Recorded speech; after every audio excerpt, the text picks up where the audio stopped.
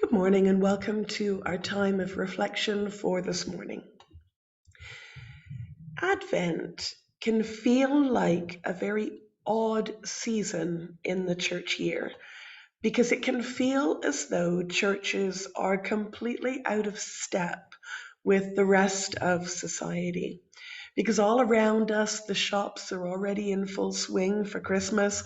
Lights and decorations are everywhere, and many of us are preparing for carol services, if not actually already attending them. And of course, in school, we're pushing ourselves to add even more to an already overfull diary as we prepare for those special events for Christmas.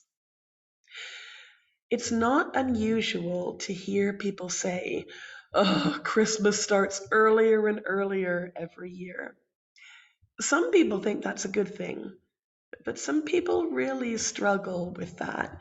I think probably that might be the difference between introverts and extroverts. I often arrive at Christmas Day already feeling exhausted.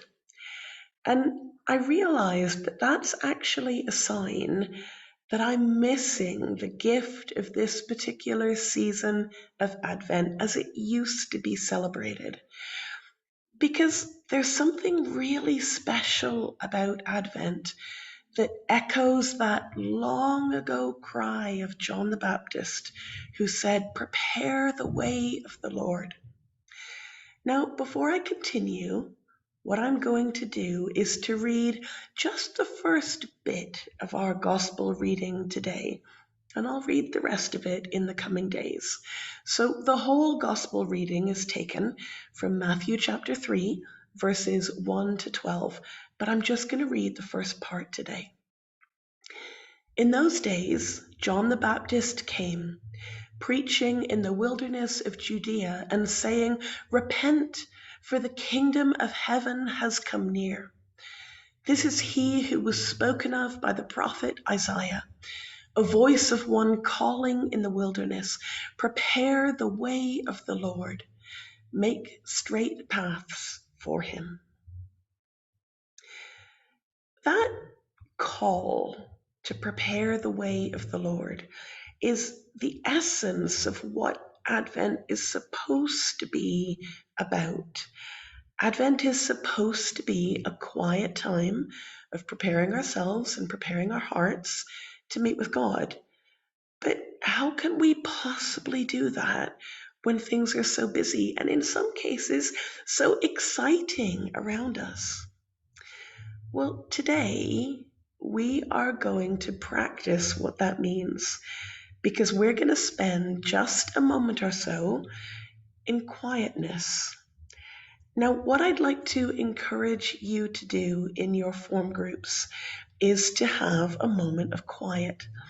You can choose, if it's helpful for you, to look at the image of the candle that's going to be on the screen. If you prefer to put your head down on your desks, not to sleep, but just to have some quiet, that's fine. But I would encourage you to just have a couple of moments of quiet now.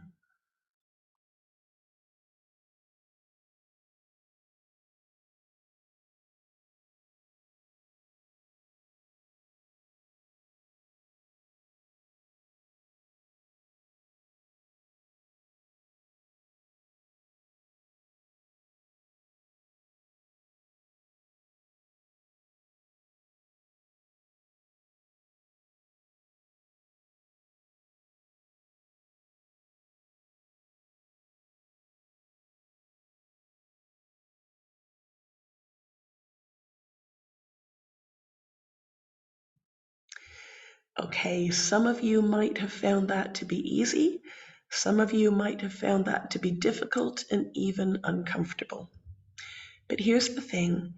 If we want to prepare ourselves for the coming of God and to even hear God's voice, then the only way we can do that is by doing what we've just done, to stop and to be quiet, because that's what the gift of the season of Advent is all about.